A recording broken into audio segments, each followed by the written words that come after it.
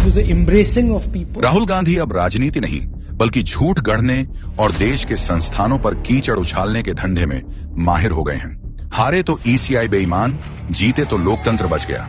यानी इनके हिसाब से जनता की मर्जी सिर्फ तब सही है जब कांग्रेस जीत रही हो। हालांकि अब धीरे धीरे करके इनका एटम बम सुतली से भी गया गुजरा साबित हो रहा है। कैसे, आपको सबूत के साथ बताते हैं। बेंगलुरु के महादेवपुरा को लेकर राहुल गांधी ने दावा किया कि 120 स्क्वायर फीट के कमरे में 80 वोटर दर्ज।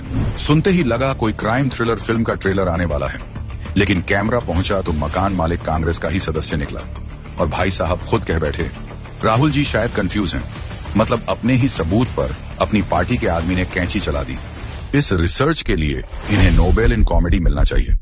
दूसरा सबूत देखकर तो राहुल गांधी की फर्जी दावों पर शक और बढ़ जाता है, क्योंकि कांग्रेस ने कर्नाटक में अपने ही मंत्री को पार्टी से सिर्फ इसलिए निकाल दिया क्योंकि उन्होंने आगे आकर कहा कि वोटर लिस्ट तब बनी थी जब हम सत्ता में थे, हमें शर्म आनी चाहिए, हमने ऐसा होने दिया।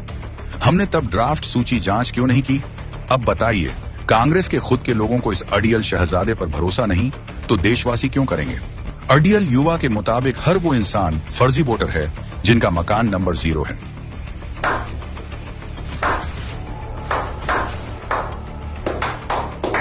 लगता है गांव देहात की गली में घूमने का अनुभव इन्होंने गूगल स्ट्रीट व्यू पर ही लिया होगा। कोई बताए कि देश के अनगिनत गांवों में मकान नंबर 0 होना बिल्कुल आम बात है। यहां तक कि रायबरेली में भी, जहां से खुद गांधी परिवार जीतता रहा है, वहां भी पड़ताल में पता चला कि कई लोगों के मकान नंबर 0 हैं। तो क्या वहां भी वोट चोरी का अड्डा है? क्या वोट चोरी कर करके राहुल गांधी और उनका परिवार वहां से सांसद बनता आया है? अगर सच में फर्जी वोटर्स की चिंता है तो 2022 गोवा विधानसभा चुनाव का हिसाब भी दीजिए। टीएमसी, जो बंगाल के बाहर अस्तित्व में ही नहीं, वो गोवा में अचानक 5% वोट शेयर कैसे ले आई? इस पर कोई सवाल नहीं, कोई प्रेस कॉन्फ्रेंस नहीं। ये सब देखकर तो यही लगता है कि राहुल गांधी का दिमाग सच में गड़बड़ा गया है। एक तरफ तो कहते हैं वोट चोरी हो रही है, और जब सरकार बिहार में एसआईआर के जरिए फर्जी वोटर्स हटाने की कार्रवाई करती है तो ये दिल्ली की सड़कें जाम कर आम आदमी का जीना मुश्किल बना देते हैं। चुनाव आयोग ने इन्हें साफ कहा, अगर आरोप सही हैं तो सबूत दो, हलफनामे पर साइन करके दो। लेकिन हिम्मत नहीं है, क्योंकि सबूत ढूंढने से ज्यादा आसान है प्रेस कॉन्फ्रेंस में स्लाइड शो चलाकर जनता को गुमराह करना।